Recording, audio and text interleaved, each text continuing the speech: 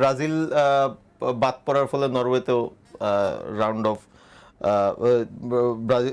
নরওয়েতে হচ্ছে গিয়ে কোয়ালিফাই করে ফেলেছে কোয়ার্টার ফাইনালে। এখন নরওয়ে এরই মধ্যে কিন্তু তাদের প্রতিপক্ষ পেয়ে গেছে। মেক্সিকো এবং ইংল্যান্ডের মধ্যকার একটা দারুণ ম্যাচ হয়েছে, এবং এটা কি বিশ্বকাপের সেরা ম্যাচ কিনা সেটা নিয়েও এক ধরনের চুলচেরা বিশ্লেষণ চলছে। একটা মজার ঘটনা বলি।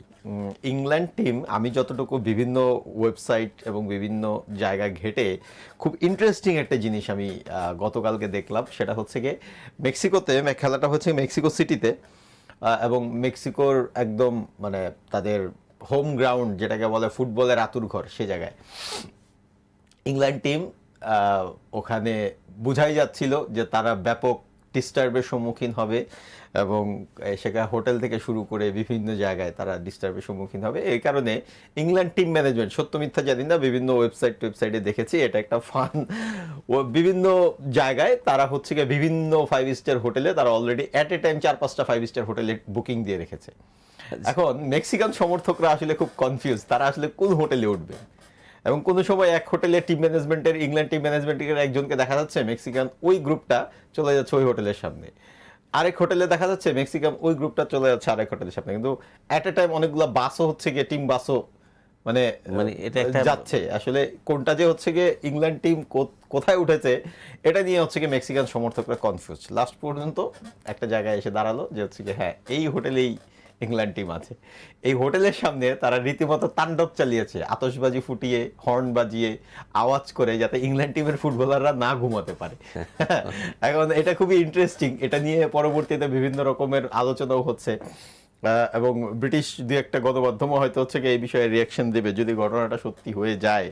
সেই ইংল্যান্ড শেষ পর্যন্ত অনেক প্রতিকূলতার পর ম্যাচটা বের করে এসে নরওয়ের এগেনস্টে কোয়ার্টার ফাইনালে লড়বে। ম্যাচটা একটা আউটস্ট্যান্ডিং ম্যাচ হয়েছে।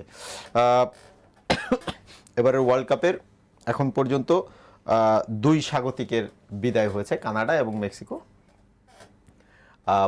আমি ধারণা করেছিলাম যে মেক্সিকো হয়তোবা মানে এবারের স্বাগতিক, যেহেতু স্বাগতিক হিসেবে ভালো, এবং মেক্সিকোর মানে আপনার লাস্ট কিছু 2-3 বছরের যে আপনার রেকর্ড দেখেন, সেখানেও কিন্তু মেক্সিকো খুব একটা ম্যাচ হারেনি, এবং মেক্সিকোর পারফরমেন্সটা ভালো ছিল, এবং যার কারণে স্বাগতিক হিসেবে একটা অ্যাডভান্টেজ ছিল। ইংল্যান্ডের বিপক্ষে কিন্তু মেক্সিকোকে অনেক ক্ষেত্রে অনেকেই ফেভারিট হিসেবে, এবং কেউ মানে এমন না যে ইংল্যান্ডকে এগিয়ে রেখেছে, তো স্বভাবতই হয়তো নাম হিসেবে ইংল্যান্ডকে সবাই একটু এগিয়ে রেখেছে, বাট তারপরও মেক্সিকোর পারফরমেন্স সম্পর্কে যারা জানে, বা ইদানিংকার তাদের টিমের অবস্থান সম্পর্কে যারা জানেন, তারা কিন্তু কখনোই মেক্সিকোকে ফেলে দেয়নি। 50-50 হবে, এবং সেটাই হয়েছে, এবং এটা আসলে মেক্সিকো সর্বোচ্চ চেষ্টা করেছে, এবং লাস্ট মোমেন্টে ওরা, আমি যেটা দেখলাম লাস্ট 10-20 মিনিটসে ওরা যে প্রেশারটা দিয়েছে, এটা ওদের ব্যাড লাক, ওরা গোল বের করতে পারেনি। এটা ইংল্যান্ডেরও একটা 10 জনের দলে ইংল্যান্ডের একজন রাইট ব্যাককে একজন হচ্ছে কি লাল কার্ড খেয়েছে। সো এই লাস্ট মিনিটে যে প্রেসারটা ওরা দিয়েছে অলমোস্ট, এবং ওরা শুধুমাত্র ডিফেন্সের প্রতি মনোযোগ ছিল এবং ইংল্যান্ড টিমের, এবং ইংল্যান্ডের যে পাওয়ার ফুটবল খেলে অভ্যস্ত, সেটা মনে হয় যে এই মুহূর্তে কাজে লেগেছে ওদের এই জায়গাটাতে। আচ্ছা, তো আপনার কাছে মানে এবারের ওয়ার্ল্ড কাপে 1966 এর পর অনেকগুলো প্রজন্ম তো ইংল্যান্ডের গেল, রাইট? তো এবারের ওয়ার্ল্ড কাপের স্কোয়াডটা কি আপনার কাছে মানে আশা জায়গা নিয়ে মনে হয়? কারণ 66 সালের পরে তাদের বিশ্বকাপ নেই, অনেকগুলো ভালো ভালো প্রজন্ম ইংল্যান্ডের হচ্ছে কি অলমোস্ট তারা বেরিয়ে গেছে, কিন্তু বিশ্বকাপ অধরা। তাদের অনেক সাকসেস আছে ক্লাব ফুটবলে, হচ্ছে কি রথী মহারথীরা হচ্ছে গিয়ে দাপিয়ে বেরিয়েছেন, কিন্তু ওয়ার্ল্ড কাপের স্বাদ তারা পায়নি। এখন তো আসলে কোয়ার্টার ফাইনাল পর্যন্ত এসছে। ইংল্যান্ডকে আসলে আমি ফেভারিট হিসেবেই ধরছি এই ওয়ার্ল্ড কাপের কয়েকটা টিমের মধ্যে, যদি ধরতে হয় ইংল্যান্ডকে ধরতে হবে বর্তমান পারফরমেন্সের।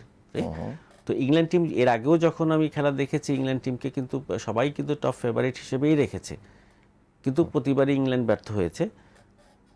আমার কাছে মনে হয়েছে এর আগের যে টিমগুলোর সাথে এই টিমটার একটু পার্থক্য আছে। এই টিমটা আমার কাছে মনে হয়েছে যে লিডিংয়ে আপনার যে হ্যারি কেইন আছে, হ্যারি কেইন যেমন নিজে পারফর্ম করছে এবং টিমকে আমার মনে হয় যে খুব ভালোভাবে উদ্বুদ্ধ করতে পারছে। আমার কাছে কেন মনে হয়েছে আগের মানে ইংল্যান্ড টিমটাকে মনে হয় যে টিমের ভিতরে যে কমান্ডিং যে জায়গাটা, সেই জায়গাটাই মনে হয় ল্যাকিংস ছিল আমার কাছে মনে হয়, এবং এখানে ইন্ডিভিজুয়াল ফুটবলারদের একটা ব্যাপার ছিল, কারণ সবাই রাজা।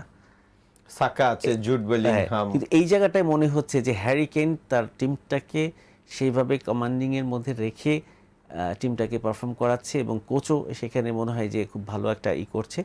তবে এখানে আসলে আমি মনে করি যে ইংল্যান্ড যে ফুটবলটা খেলছে সেই ফুটবলটায় তারা হয়তো ফাইনালও যেতে পারে এবং সামনে প্রতিপক্ষ এই মুহূর্তে নরওয়ে।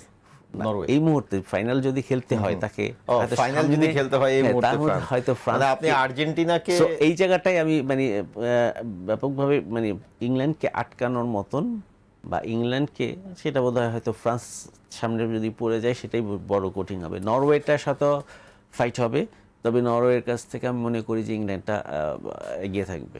খুবই ইন্টারেস্টিংলি এই ম্যাচে অনলি 33% বল নিজেদের পায়ে রেখেছে ইংল্যান্ড, যেটাও ইংল্যান্ডের ফুটবল না, কিন্তু শেষ পর্যন্ত ম্যাচটা বের করেছে মেক্সিকো। যেটি বললেন লাস্ট মোমেন্টে অনেক প্রেশার দিয়েছে 10 জনের ইংল্যান্ডকে নাস্তানাবুদ করার জন্য, তাদের যা যা শক্তি ছিল সব শক্তি প্রয়োগ করেছে এবং তারা 20টা টার্গেট শট করেছে, টোটাল শট, এবং 20টা টোটাল তারা অফ টার্গেট শট করেছে, তার মধ্যে 5টা হচ্ছে কি অন টার্গেট, 2টি গোল হয়েছে। এই রেশিওতে কিন্তু ইংল্যান্ড অনেক পিছিয়ে। রাইট। আসলে ফুটবলে দেখা গেল একজন কোচ অনেক সময় অনেক ধরনের প্ল্যানিংয়ে এক্সিকিউট করে, সেখানে অনেক সময় ছন্ন ছাড়া ফুটবল খেলাটাও একটা প্ল্যানিংও হয়। তো এটা আমরা এবারের ওয়ার্ল্ড কাপে দেখলাম। ইংল্যান্ডের জন্য অবশ্যই শুভকামনা, নরওয়ের জন্য অবশ্যই শুভকামনা।